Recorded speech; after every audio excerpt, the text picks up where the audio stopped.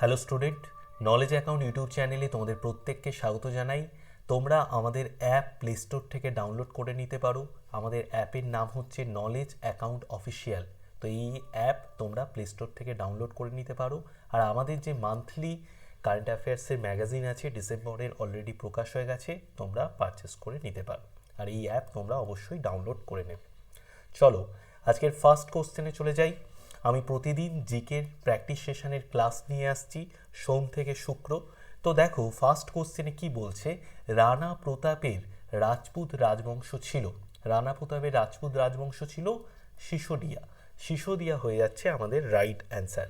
রানা প্রতাপের রাজপুত রাজবংশ সিসোদিয়ার অন্তর্ভুক্ত ছিল।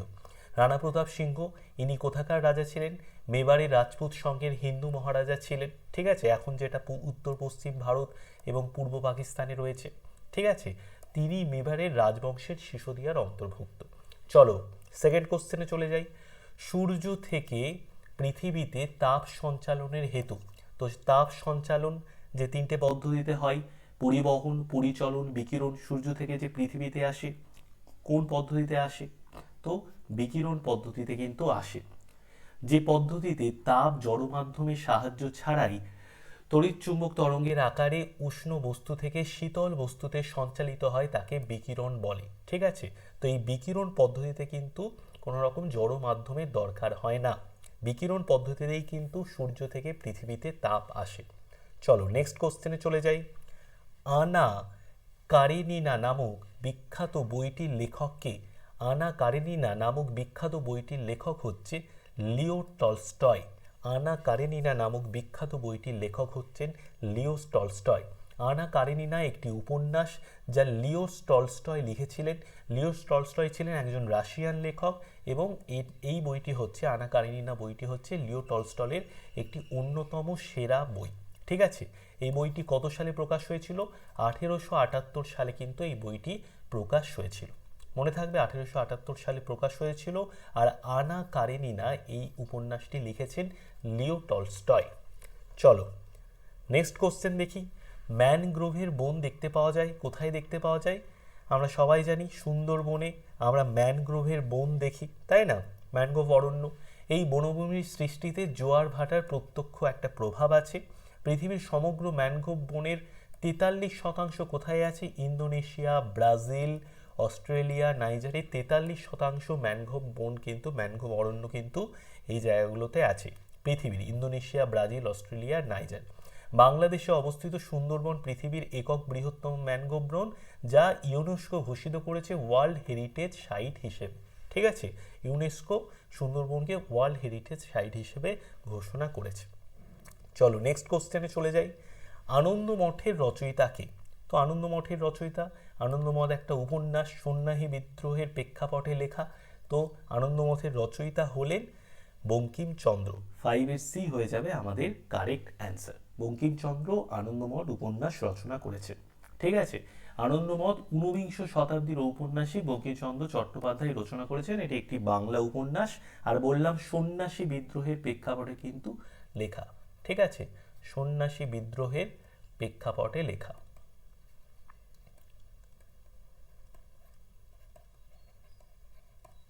ঠিক আছে, চলো নেক্সট কোশ্চেন দেখি। জারোয়া নামক উপজাতি কোথায় বাস করে? লাক্ষাদ্বীপ, মিজোরাম, আন্দামান, মধ্যপ্রদেশ। তো জারোয়া নামক উপজাতি কোথায় বাস করে? আন্দামানে কিন্তু জারোয়া যে উপজাতি, সেই উপজাতি কিন্তু আন্দামানে বাস করে। জারোয়া জাতিগোষ্ঠী হলো ভারতীয় আদিবাসীদের মধ্যে এক গোষ্ঠীর আদিবাসী যারা বসবাস করে আন্দামান দ্বীপপুঞ্জে। এরা মূলত বাইরের যে সংস্কৃতি, বাইরের লোকজনের কাছ থেকে এরা এড়িয়ে চলে। তো বাইরের সমাজ সংস্কৃতি এইসবের সাথে কিন্তু এরা খুব একটা টাচে নেই। ঠিক আছে, তো তাদের সমাজ সংস্কৃতি ঐতিহ্যের বিবরণ বোধ দুর্বল আর কি। ওকে, তো এটা আমরা কোথায় দেখতে পাই? এই জারোয়া জাতিগোষ্ঠী আমরা দেখতে পাই আন্দামান দ্বীপপুঞ্জে। সংযুক্তা পাণিগ্রাহী একজন বিখ্যাত চিত্রকর, গায়ক, নৃত্যশিল্পী। ইনি হচ্ছেন সংযুক্তা পাণিগ্রাহী, হচ্ছেন একজন বিখ্যাত ওড়িয়া নৃত্যশিল্পী। সংযুক্তা পাণিগ্রাহী একজন বিখ্যাত ওড়িয়া নৃত্যশিল্পী। সংযুক্ত পাণিগ্রাহী ভারতের একজন নৃত্যশিল্পী ছিলেন। ইনি ভারতীয় ধ্রুপদী নৃত্য ওড়িশির জন্য বিখ্যাত প্রদর্শক ছিলেন। ভারতীয় ধ্রুপদী নৃত্য ওড়িশির বিখ্যাত প্রদর্শক ছিলেন এই সংযুক্তা পাণিগ্রাহী। আর সংযুক্তা ছিলেন প্রথম ওড়িয়া নারী যিনি অল্প বয়সে এই নৃত্যকে আপন করে নিতে পেরেছিলেন। ঠিক আছে, তো আমাদের ইম্পর্টেন্ট বিষয় যেটা, ইনি একজন ওড়িয়া ধ্রুপদী নৃত্যশিল্পী। ঠিক আছে, চলো নেক্সট কোশ্চেনে চলে যাই। নাগার্জুন সাগর বহুমুখী নদী প্রকল্প কোন নদীর জল ব্যবহার করেছে? তো নাগার্জুন সাগর বহুমুখী নদী প্রকল্প রাইট অ্যান্সার হয়ে যাবে কৃষ্ণা। কৃষ্ণা নদীর ওপর আছে কিন্তু নাগার্জুন সাগর বহুমুখী নদী প্রকল্প। ঠিক আছে, নাগার্জুন সাগর বহুমুখী প্রকল্পটি কৃষ্ণা নদীর ওপর অবস্থিত। আর নিম্নলিখিত নদীগুলোর অবস্থিত বহুমুখী প্রকল্পগুলো দেখে নিই। তাপ্তি নদীর ওপর আছে বল্লভ সাগর সরোবর, কোশি নদীর ওপর সপ্তকোশী উচ্চ বাঁধ বহুমুখী প্রকল্প, গোদাবরী নদীর পর শ্রীরাম সাগর প্রকল্প, আর কৃষ্ণা নদীর ওপর নাগার্জুন সাগর প্রকল্প। ওকে, মনে থাকবে এই জায়গাগুলো পরীক্ষাতে কোশ্চেন আসে, খুবই ইম্পর্টেন্ট। চলো নেক্সট কোশ্চেনে যাই। মিউটেশন তত্ত্বের প্রবক্তাকে? তো মিউটেশন তত্ত্বের প্রবক্তা হলেন দ্য ভিস হলেন মিউটেশন তত্ত্বের প্রবক্তা। মিউটেশন শব্দটি হুগো দ্য ভ্রিস 1901 সালে প্রথম ব্যবহার করেছিলেন। ঠিক আছে, আর ইনি এটাকে পর্যবেক্ষণ করেছেন ইনোথেরা ল্যামা কিয়ারনাতে। তিনি এটি পর্যবেক্ষণ করেন। ঠিক আছে, চলো নেক্সট কোশ্চেনে চলে যাই। নবান্নের লেখক কে?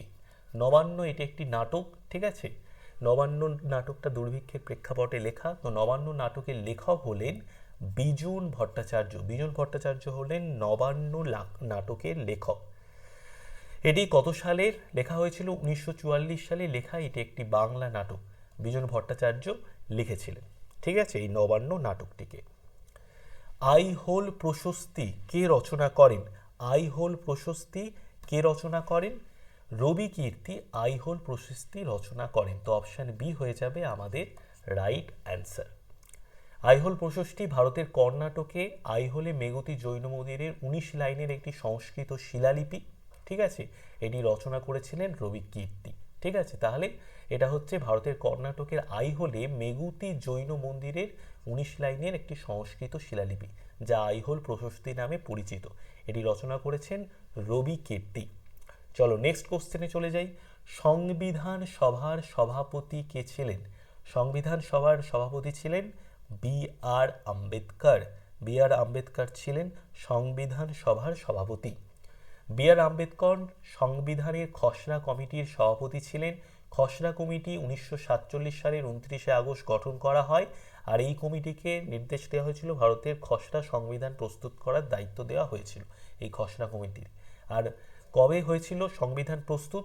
1949 সালের 26শে নভেম্বর ভারতের সংবিধান প্রস্তুত হয়। এই সংবিধান প্রস্তুত করতে মোট কতদিন সময় লাগে? 2 বছর 11 মাস 18 দিন এই সংবিধান প্রস্তুত করতে কিন্তু সময় লেগে গিয়েছিল। ওকে, তো পরীক্ষার জন্য এই জায়গাটা কিন্তু খুবই ইম্পর্টেন্ট। চলো নেক্সট কোশ্চেনে চলে যাই। ব্লু হাউস কোন দেশের রাষ্ট্রপতির বাসভবন? ব্লু হাউস কোন দেশের রাষ্ট্রপতির বাসভবন? রাইট অ্যান্সার হয়ে যাবে দক্ষিণ কোরিয়া। দক্ষিণ কোরিয়া হচ্ছে দক্ষিণ কোরিয়ার দেশের রাষ্ট্রপতির বাসভবনের নাম হচ্ছে ব্লু হাউস। ব্লু হাউস দক্ষিণ কোরিয়া প্রেসিডেন্টের সরকারি বাসভবন। আর হোয়াইট হাউস হচ্ছে গিয়ে মার্কিন যুক্তরাষ্ট্রের রাষ্ট্রপতির দপ্তরিক বাসভবন। ঠিক আছে, অ্যাডমিনিস্ট্রেটিভ অফিস হোয়াইট হাউস, মার্কিন যুক্তরাষ্ট্রের রাষ্ট্রপতি। রক্তকরবী এটাও একটি নাটক। রক্তকরবী কে রচনা করেছেন? রবীন্দ্রনাথ ঠাকুর রচনা করেছেন। এটিও একটি নাটক। ঠিক আছে, কত সালে রচনা করেছেন রবীন্দ্রনাথ ঠাকুর?